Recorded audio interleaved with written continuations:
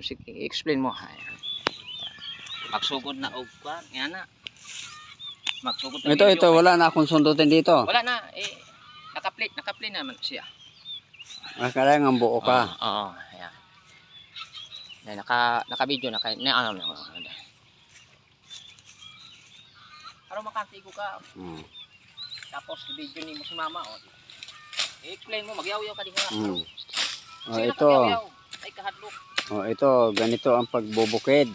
Ayan, i-explain mo yung buhay na kailangan tatabasin muna ang mga damo bago pagka natapos ng pagtabas niyan ay iipunin bago susunugin pag natuyo na at para magiging dagdag ng pataba sa lupa para maganda, mas mataba ang tanim natin kapag masunog na magiging abo dahil dagdag ng taba sa lupa ang abo.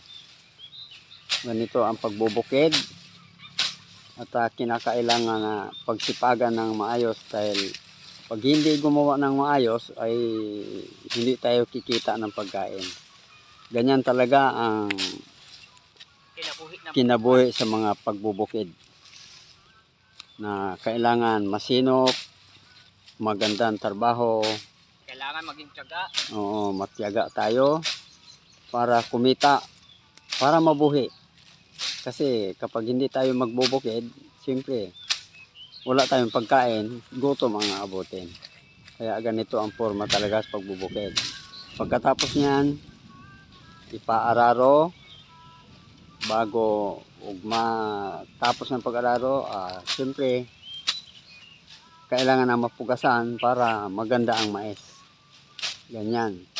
Sa lawak na ito, yan ang kanyang tatabasin para medyo malawak-lawak din ang tanim para patuloy ang mabuhay mo tayo sa pagkain na hindi na tayo kailangan bumibili ng bigas.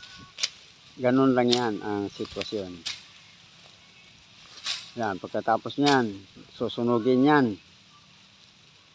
Itong lapad na ito ang kailangan matapos niya sa pagtrabaho to.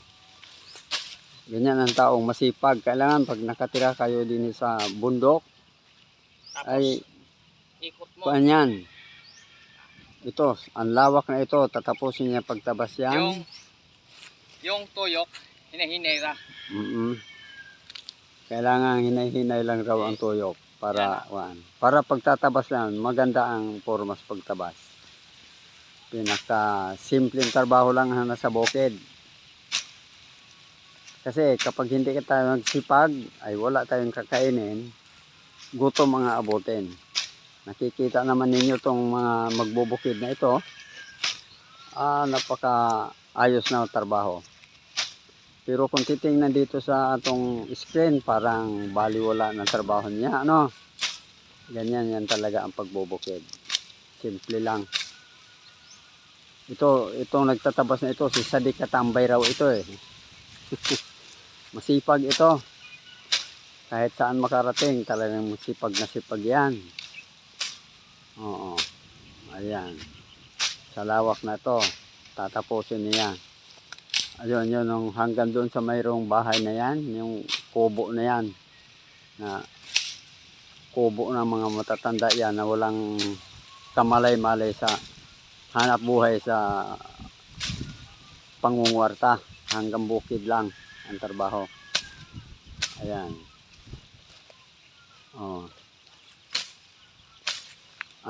Magpahinga ka na para matapos na itong ating kuan. Para makapagpahinga ka, lalakas ang katawan mo mamaya-maya. Magpahinga ka muna. Gala mo yung kamera sa iyong mga tanom, mga ito, mangga. Mga tanim raw niya yan, lahat.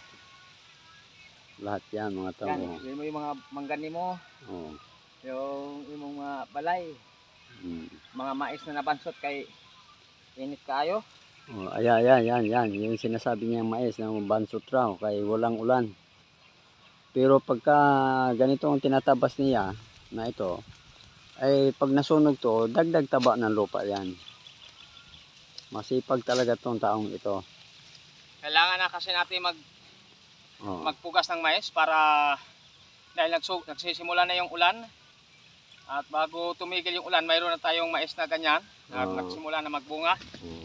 At kailangan natin na mayroon tayong tanim Oo. para sa ating pamumuhay. Guys, huwag niyong kalimutan guys, i-support niyo yung aking father na aking taga-video.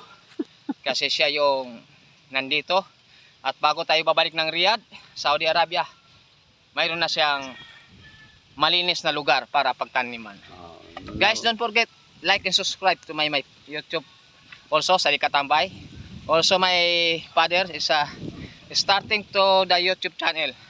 So guys, don't forget, like and subscribe to my father, Pilomino Alabata YouTube channel. Okay guys, maraming salamat po sa inyo, sa inyong pag-support at sa munting channel ng aking father. Maraming salamat po sa inyong lahat. Okay. Yun, off mo pa pa. Paano na i-off to? Pindutin mo yung ano, yan. Ito?